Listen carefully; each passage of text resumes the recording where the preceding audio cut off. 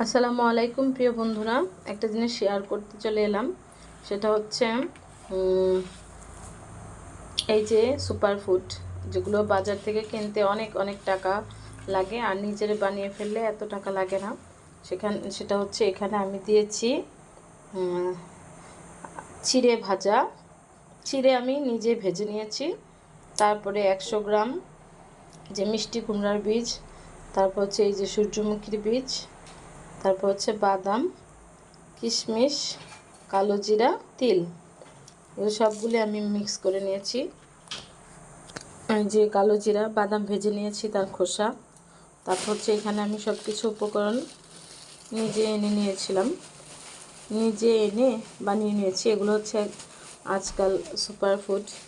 আগে দাদি নানিরা এগুলিই খেতেন, তাই ওনারা অনেক দিন সুস্থ থাকতেন, দীর্ঘায়ু লাভ করতেন। এখন আমরা যা খাই সবই কেমিক্যাল। আমাদের খাবারের তালিকায় সবই হচ্ছে ফাস্টফুড আইটেম। এই যে হচ্ছে সূর্যমুখীর বীজ, তারপর এই যে হচ্ছে মিষ্টি কুমড়ার বীজ, তারপরে এই যে হচ্ছে আমার লাল চিড়ে যেটা আমি কিনে এনেছি বাজার থেকে, এনে ভেজে নিয়েছি। তারপরে এই যে হচ্ছে আমার কিশমিশ, আর এখানে হচ্ছে আমার বাদাম, তারপর হচ্ছে এই যে কালো জিরে।